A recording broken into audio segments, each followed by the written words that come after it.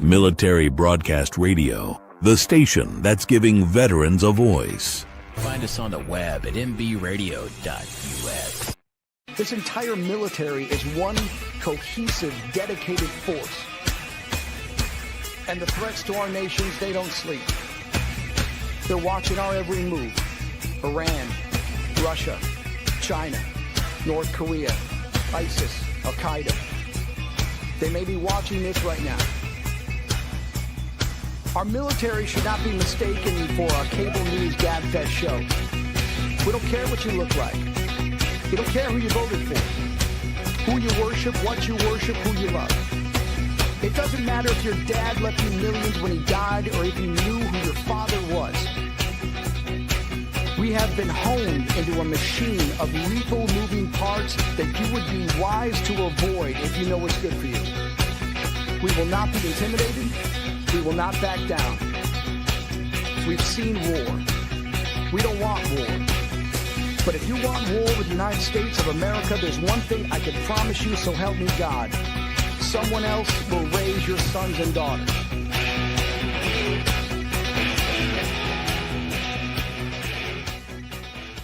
Opinions expressed in this program are those of the speakers and do not necessarily reflect the views or positions of any entities they represent.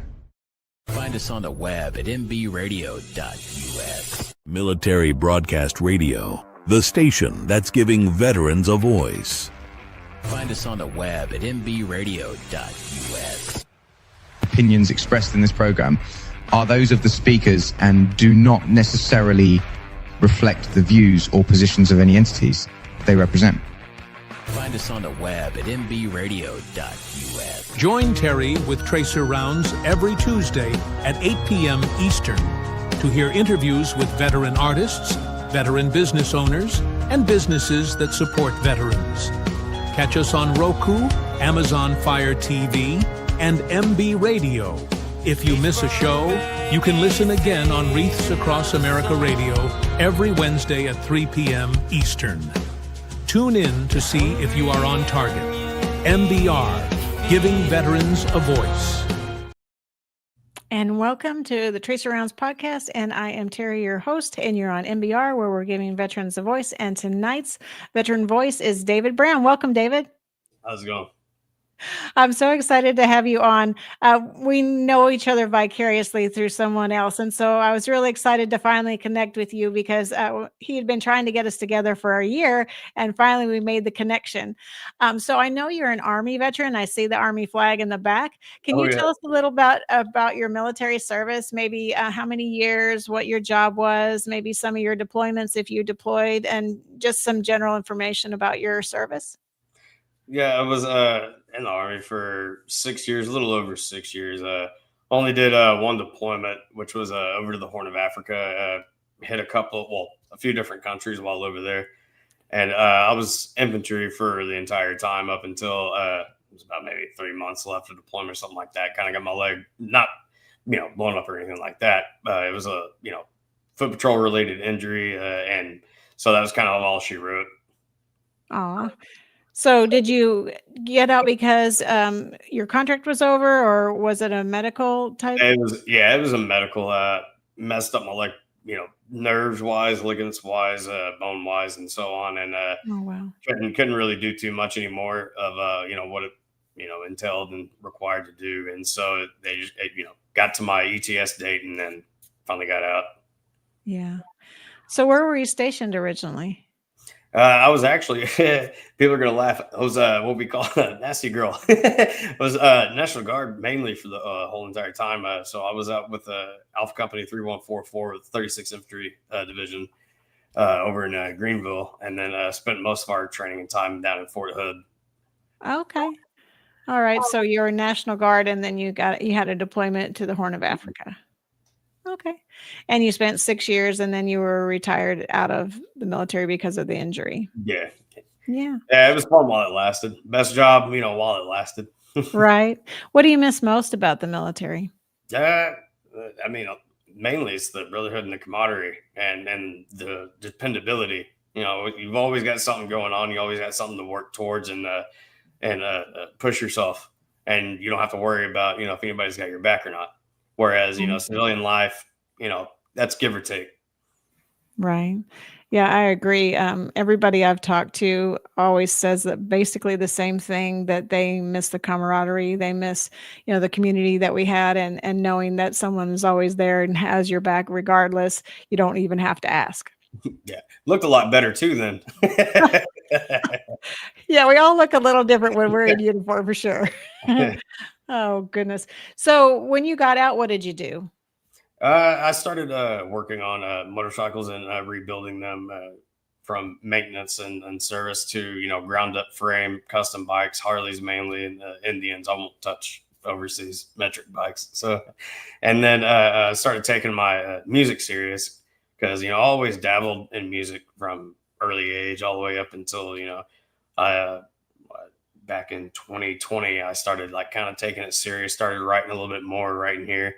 And then about 2 years ago, I started actually to, spend time gigging, shows, and studio time and recording. What's the hardest part about being a musician, would you say?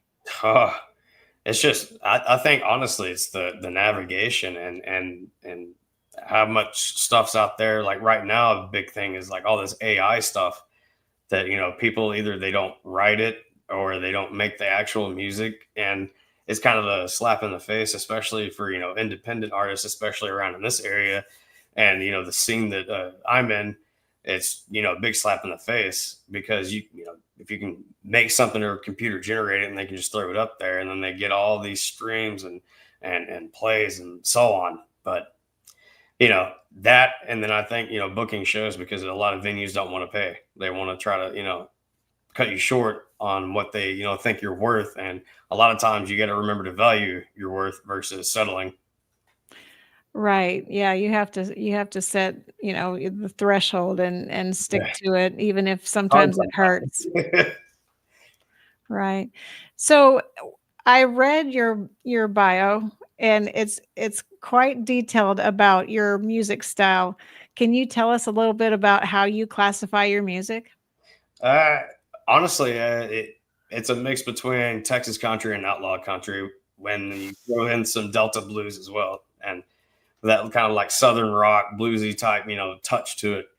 And it's, we mean what we say and we, live what we write. We don't just sing about it like, most of Right. Well, I was listening to some of your music, and I do really like it. And I was noticing, I think we're fans of one of the same bands. Oh yeah. And yeah, so Blackberry Smoke. Oh yeah. That is one of Yeah, my because I favorite heard bands. you sing One Horse Town, and Oh yeah. I was like, that's Blackberry Smoke. I Yeah. know that. And so Them I was and like, my good buddies over, James and Frank over with Them Dirty Roses is another one. so I don't know if you want to sing tonight or if we just want to play your music, and we'll definitely do that at the first break if you want to go that route. But what's your favorite kind of genre to sing? Is it something like Blackberry Smoke, or is it something more like traditional outlaw country, or what would So you say is your anything preferred? from Waylon to Blackberry Smoke, Leonard Skinner to more folky bluegrass like Tyler Childers and that style. Yeah. I kind of stay away from all the mainstream Morgan Wallen type stuff.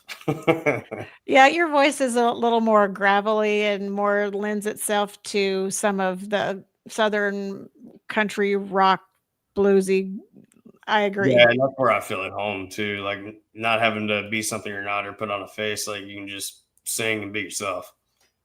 So, how many songs would you say that you've probably written? I usually ask everybody that, and some really differ from writing, like, maybe 100 songs they're never going to ever sing. Like, it's just like notes on a page, and maybe eventually they might pop off and make a song, but basically they're just writing, and then maybe one day they make a song. Well, how about you? Right now, I've got about completed songs about 16 or 17 Hmm. that I, are fully done. And then, of course, there's many, many others that are, kind of just, bits and pieces. I may have a chorus or one or two verses and not the chorus that I'll, get back to and touch on. And right now, the plan's been just recorded another single this last 17th, I think, September. and we plan on releasing it mid-November. And then from here on, we plan on doing a new one. Hopefully at least one, if not two, every other month, and Yeah. putting them out until we run out. So your newest one though is Sinner or Saint. Yes. That's the newest one, and that one did it just drop this month or did like this week? That one Or? actually dropped in July, and then the newest one that we actually recorded will be out mid to late November. Okay, and what's that one called? It Ain't Me. It Ain't Me. Okay, I'm excited to hear it. I did the pre-save for the Sinner or Saint, but I saw that it was out, so I downloaded it so we could hear it. But they're asking if you want to sing because they're interested to hearing you sing. Our executive director Joel Hunt is on, and he's like, "Is he going to sing?" Yeah, I'll do. I mean, I'll do a cover for sure tonight. Okay, that sounds great. So when you're writing, how do you find your inspiration? Are you like just in the middle of the night, like all of a sudden something hits you, or do you typically try to like put yourself aside into a room and you're just writing? What's your methodology to getting a song out? It's kind of a little of both. I mean, Yeah. I'll be out randomly somewhere, and or out with friends, or dealing with something, and then something will just that'd be a good that's a good line, that's a good verse, or so I'll get up my phone real quick, put it in my notes, and then go back to it, and then I kind of do that, and I end up with paragraphs long of stuff, and then I go through it and kind of figure it out and structure it.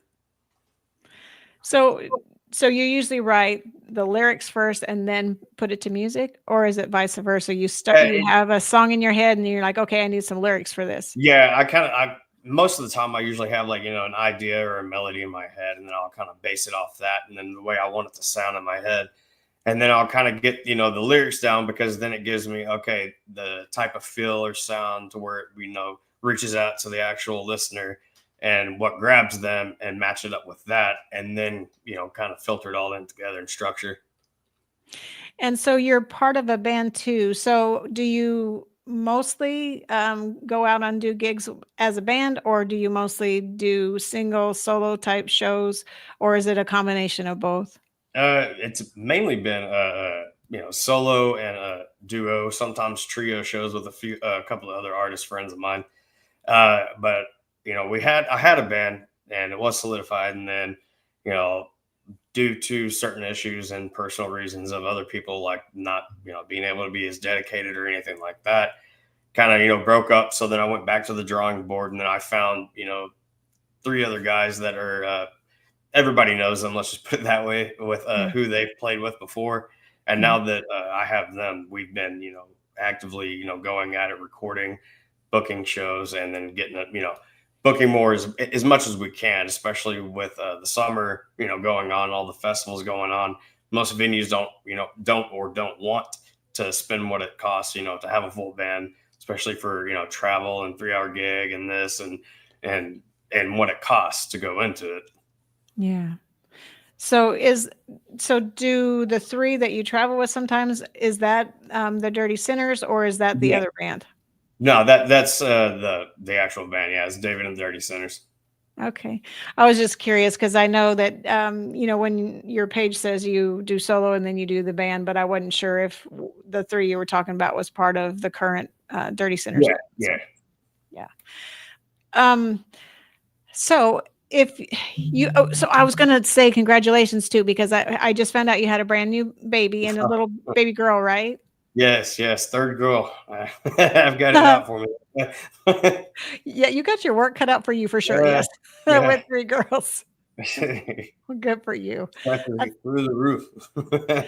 So do you want to kind of lead us into the song we're going to play? Do you want to talk about it before or after? Your inspiration and maybe what it means to you or something like that? Do you want to talk about it now, or you want to play it first and then talk about it? No, we can, or I'll go ahead and kind of give a rundown of it. It's basically somebody that is kind of in the crossroads of am I going to do the right thing, or am I going to do the wrong thing? Because the right thing isn't always going to get me where I want to go or where I need to go, and I just feel like forget it all, screw it, I'm just going to do what I want type thing. Mhm. And most of the time that leads down the wrong road. And so it's, in the crossroads of, am I going to be a saint, do the right thing, or am I going to be a sinner? And the struggles sometimes as well with, like some of us drink too much when it gets to the downfalls and the muck and everything else. And it's also somebody's battle at that crossroads with that. Right. That makes sense. Well, then let's play Sinner or Saint by David Brown.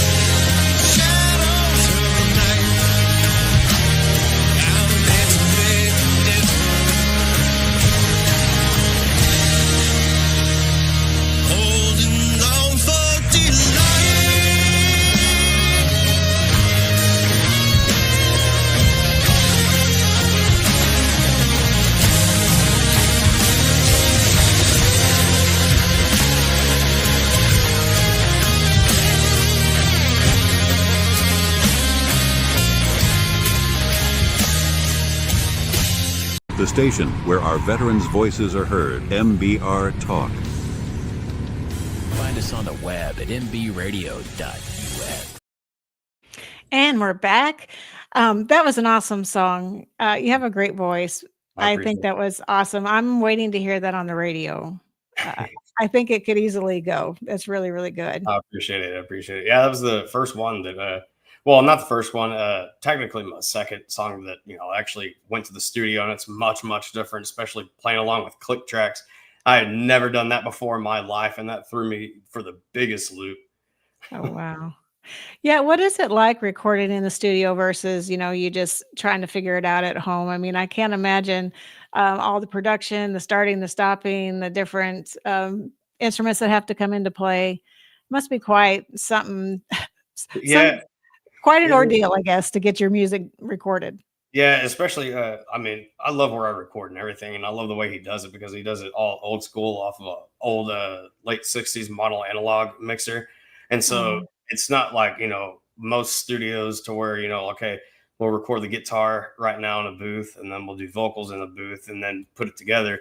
It's all together at one time. And so you yeah. mess up, you start all the way back over again. Right. Yeah, well, I mean, I think that's the way to do it though, because you Oh get yeah. more it's more synergy if the band's playing it, if all the pieces are together versus if somebody's playing this part and this part separately, then it's hard to it's like when they record voices when they're doing movies and somebody else is recording their part somewhere else and you're missing a piece Yeah. of the movie or missing a piece of the script or the dialogue. I mean, music is dialogue in my opinion, where you've got the guitar doing dialogue, you've got the drums, you've got whatever instruments you're including, and then you've got the vocals.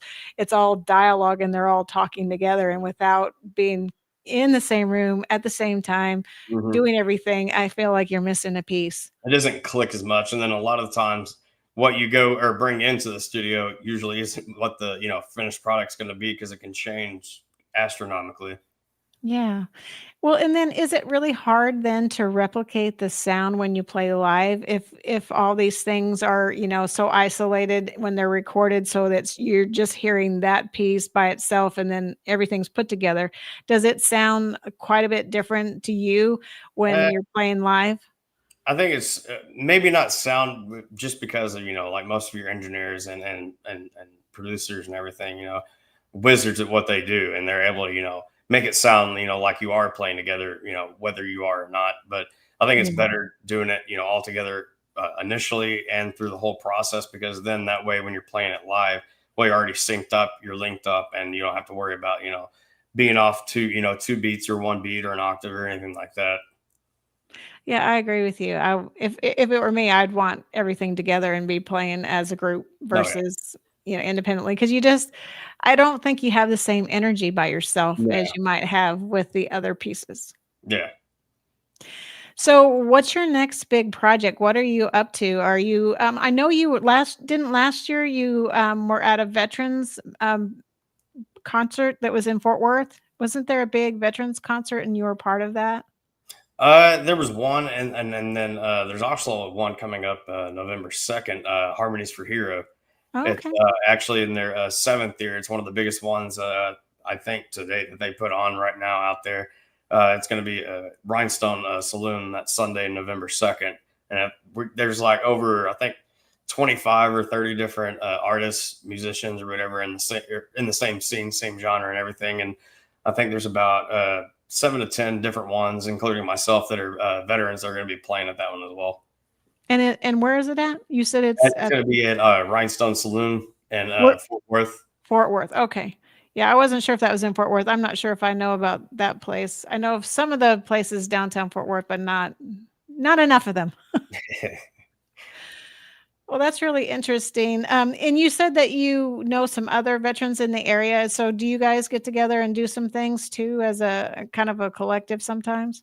We try to. It's just with everybody's schedule and shows, and then also most of them, having also full time job on top of that, and then being, some of them live all the way down towards Waco or further, and then some live, all the way out as far as Amarillo and Oh, so wow. on.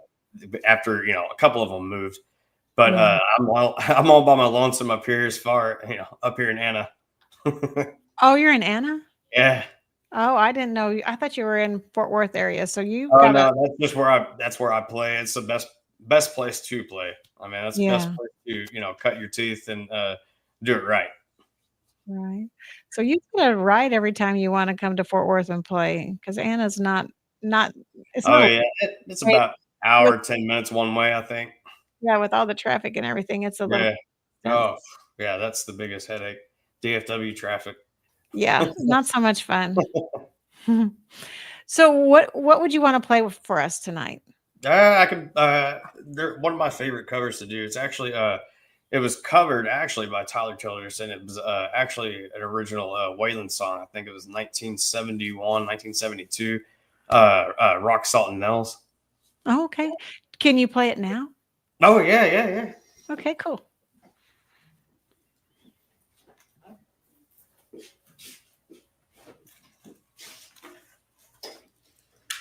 Oh. Hopefully she's in tune.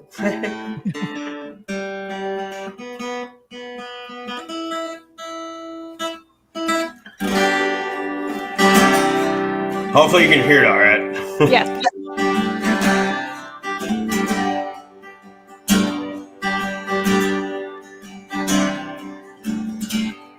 By the banks of the river, where willows hang down, wild birds they walk with no morning sun. Way down in the hollow, where the river runs cold, it was there I first listened to the lies that you told. Now I hold my body, and I see your sweet face. Last I remember, yeah, but time can't erase. And those letters you wrote me, they were written in shame. And I know that your conscience still echoes my name.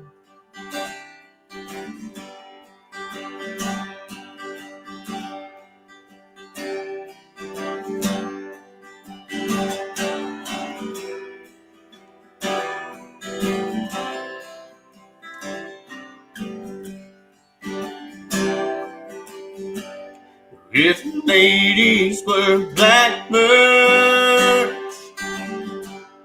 if ladies were thrushes,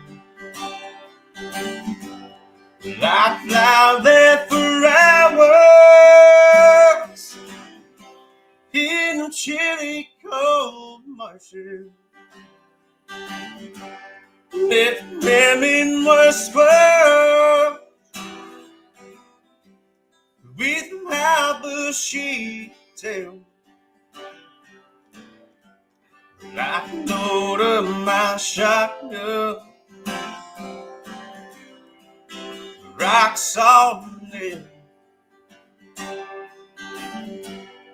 I can load up my shotgun, rock salt in.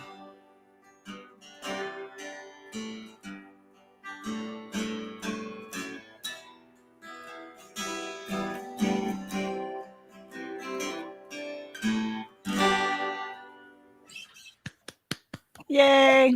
Thank you so much. I appreciate you playing that. I don't know if you saw it in the private chat. I asked you if you knew the Highway song by Blackfoot. I know it's way like it's in the 70 era. Don't. Like, Yeah. do you know that one? I don't. Oh, you don't.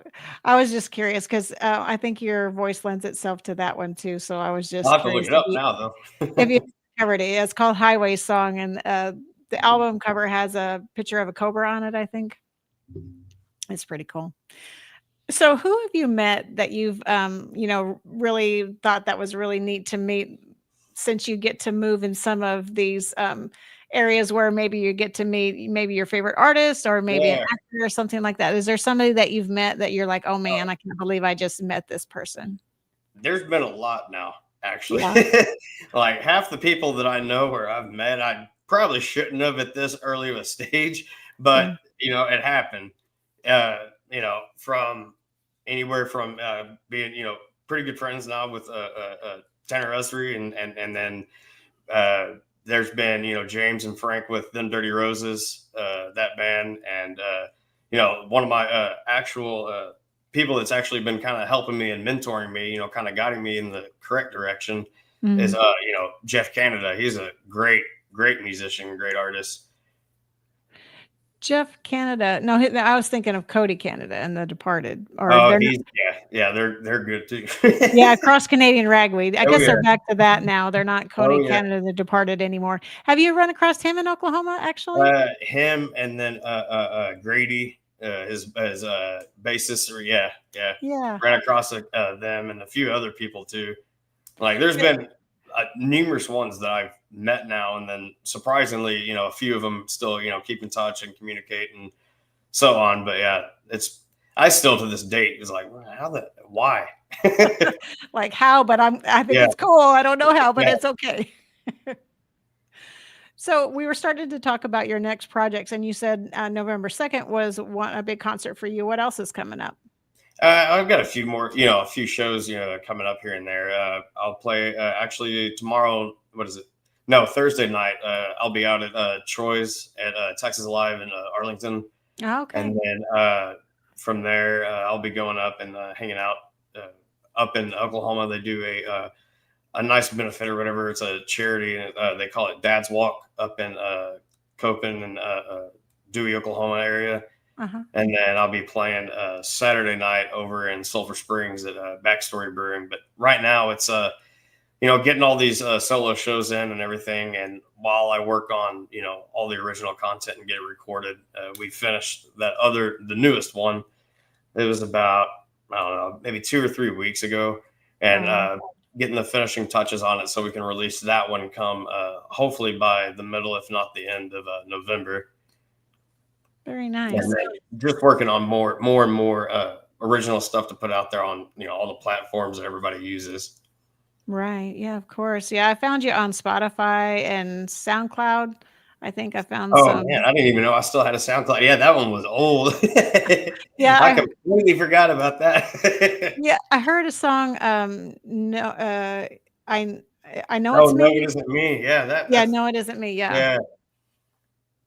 yeah. I was listening to that one. That one sounded pretty cool too. So, is that an older song that you've had then? Yeah, that was like one of the first ones that I did, and I just mediocrely, recorded it at home.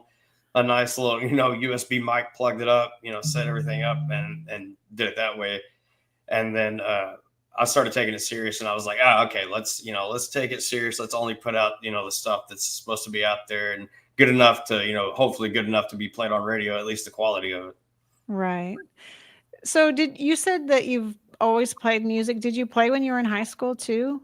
Yeah, I started, teaching myself and playing guitar around, towards the end of 12, 13-year-old. And this is when I was, living up in Arkansas or whatever, because for a short time or whatever, I was living up there, up in the Ozarks. And closest place we had, or closest Walmart we had was, 20 miles, 25 miles away or something like that.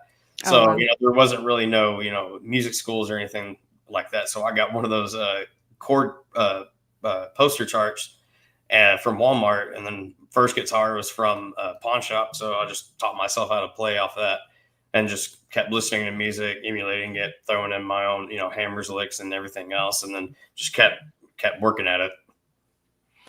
So, did you have a band in high school too? Oh, Like, did no, you play no. with people or no?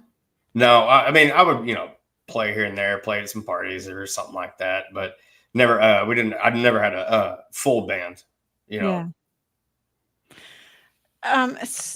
So I was going to ask you, when you were in the military, did you do anything with any veteran songs? Because the reason I ask this is because Operation Song is always looking for people that write songs for military.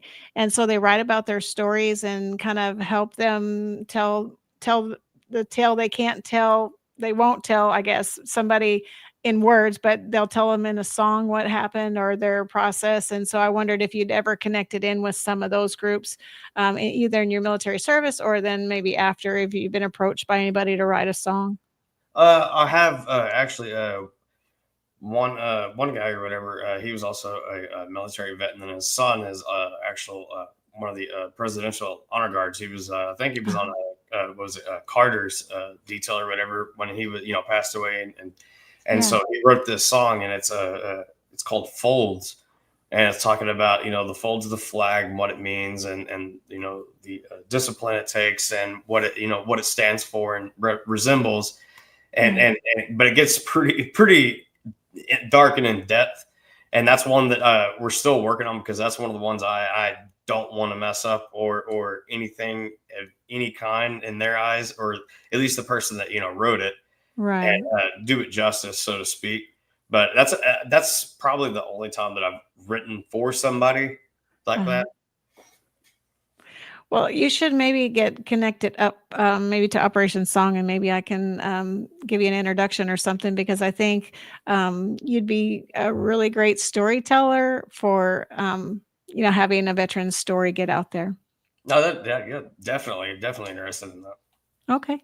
Yeah, well, I'll definitely do that. I think we're going to take a quick break. We're going to play the Wreaths Across America ad. So if anybody wants to buy a wreath from Wreaths Across America, MBR is doing a drive to get wreaths out on the headstones of loved ones, or just honoring service members in general. So we'll play the song, this little commercial, and then we'll be right back with David Brown. 1 second. At Military Broadcast Radio, the goal is to offer a platform for mental health advocacy while connecting the military community through various media platforms.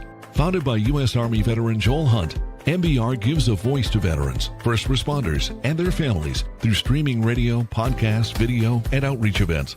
With its leadership run completely by veterans and hosts of the diverse programming from all branches of service, MBR was created as a response to the silent battles veterans face after service. Military Broadcast Radio is also a Wreaths Across America partner, hosting a $5 back sponsorship group page. For every veteran's wreath sponsored through the Military Broadcast Radio page, MBR receives $5 back to help support their platforms and outreach. Veteran and first responder stories need to be told and shared. And with your support, MBR can continue to bring together veteran nonprofits, mental health organizations, and government agencies to bridge the gap between veterans and vital resources. To find out more and donate, visit wreathsacrossamerica.org/MBR. The station where our veterans' voices are heard. MBR Talk. Hey, thanks for supporting our channel by watching and listening. Find us on the web at nbradio.us. And we're back. So this is David Brown, and he is an Army veteran and of 6 years of service, and he's also a musician, and he's Southern grassroots blues. Oh, we can't hear you. There we go. There we go. Yeah, Southern rock, Texas red dirt, whatever, that aspect. I stay away from all the mainstream country. Most people don't listen to the range, or the ranch, where they have traditional or Southern rock type style of music anymore. So I love that you're doing that. I love that you're old school in that, because we do have a lot of country singers now that do kind of do the crossover to almost yeah, pop. I call it tractor rap. I get the reference. I really do. That's funny.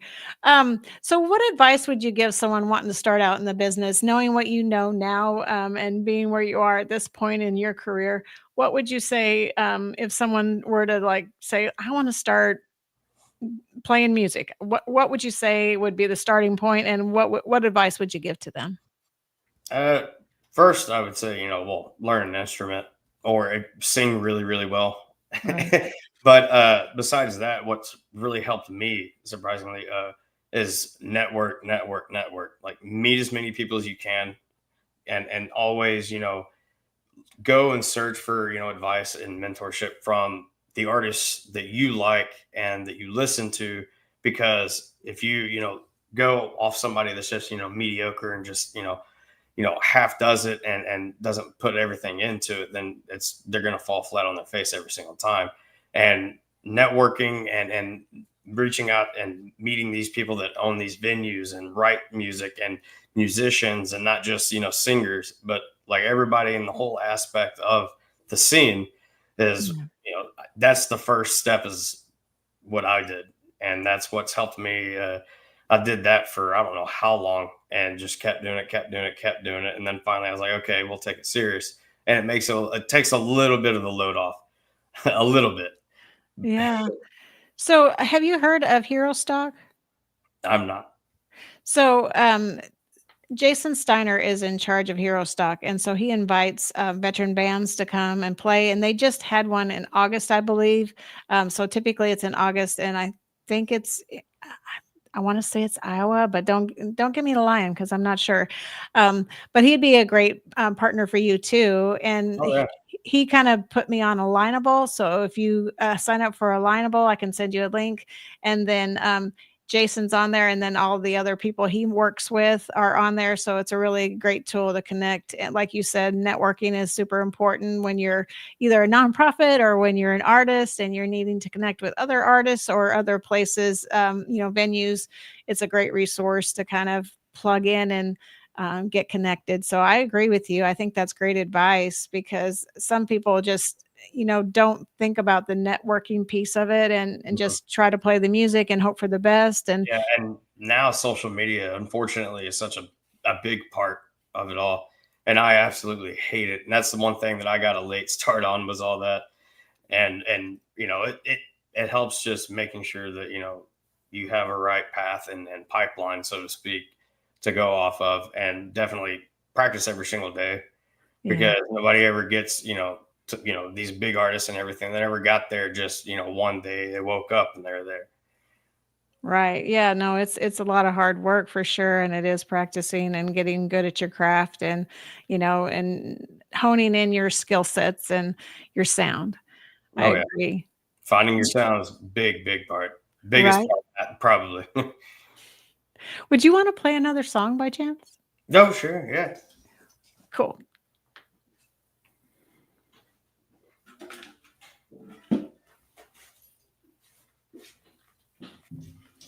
Oh. What do you want to play? I'll do an actual Tyler Childers song this time. Okay. I want to make sure that I tune this up right though, because it was bugging me a second ago. It wasn't bad, but I wouldn't know if it's out of tune or not.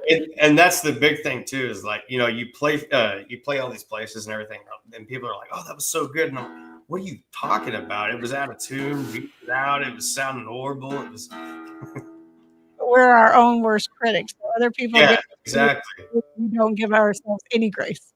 And one artist or whatever that I actually wrote one song with, he always told me, he was like, man, don't ever think about it. He was like, because I even still do it, and as far and as big as he's gotten, he was like, I always think my voice sounds like crap because I hear my own voice. He was like, I hear somebody else singing my song. Oh, that was great. What are you talking about? It's your song. Oh goodness.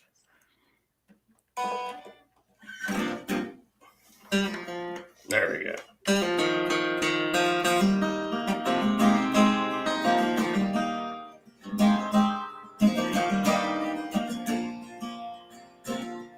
I'm a stone's throw from the mill, and I'm a good walk to the river. My work day's over, go swim my cares away.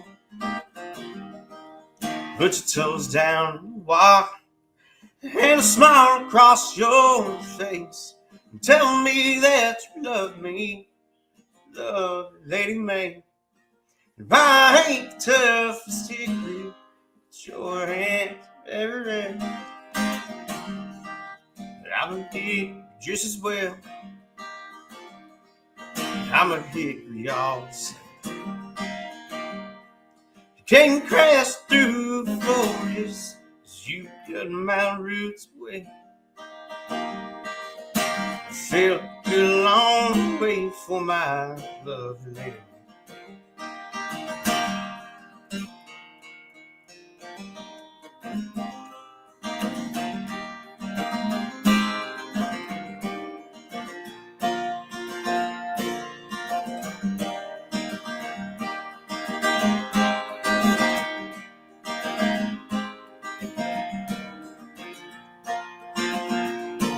Oh, the wind can leave you shivering as it waltzes or leaves.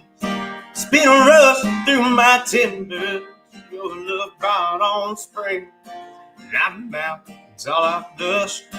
Hey, they don't know what to say, except a good long line of priests for my love, amen. Well, I ain't tough, big, short hand, every end.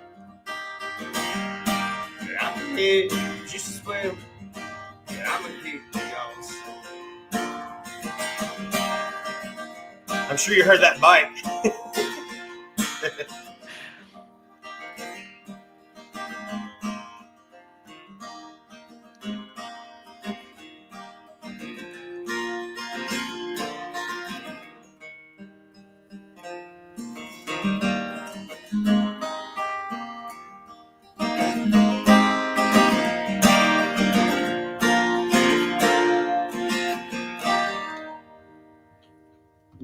Yeah, that bike. I swear, that guy that threw me off. I got distracted like crazy.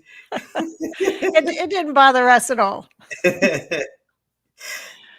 Oh, thank you for performing live for us. I appreciate that. Oh, I'm happy.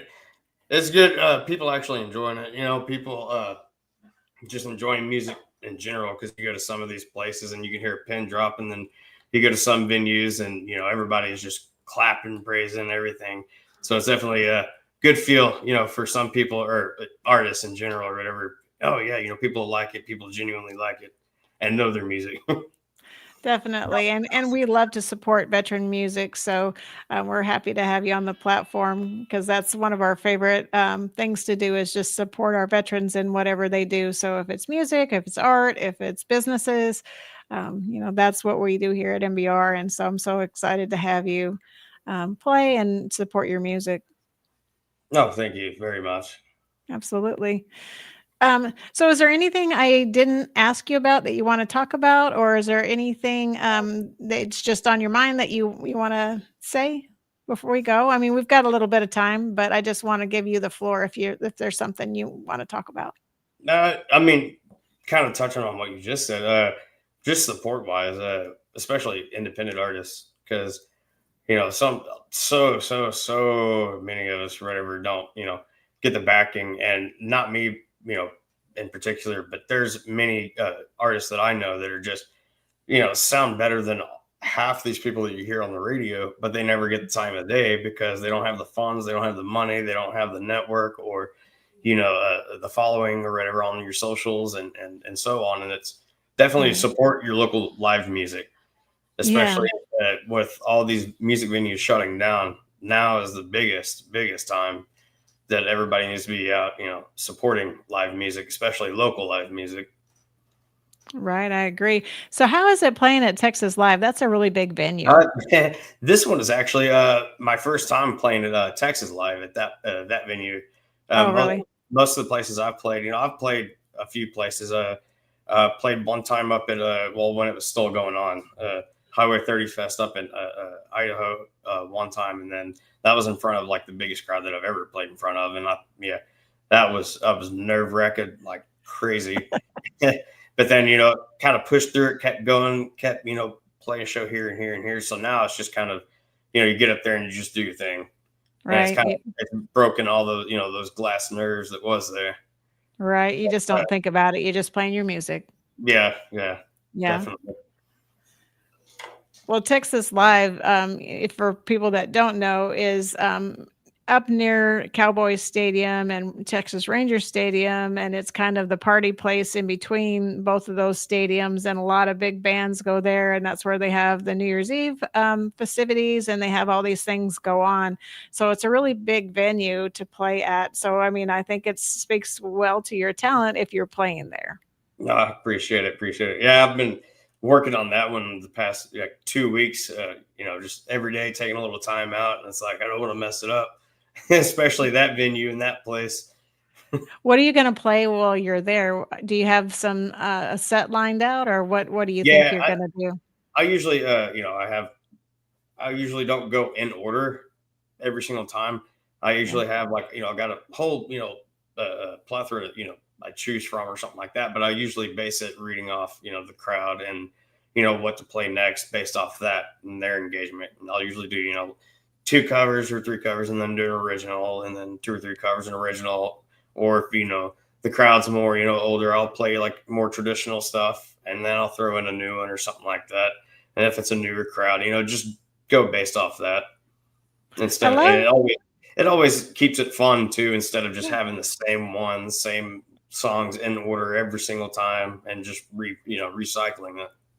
well, I love that you read the room because that's what you're doing when you're making the music set picks based on what the crowd's resonating with, or the age, like you say, or the venue you're playing at. I love that you adjust your music to that venue because that's why you're popular, is because you know how to engage with the audience in your music. You know how to pick Yeah, the if right you lose stuff. that crowd, like, that's it. You lose them for just a few minutes, they're done for the rest of the night because then they go to talking and then it kind of drowns out the music.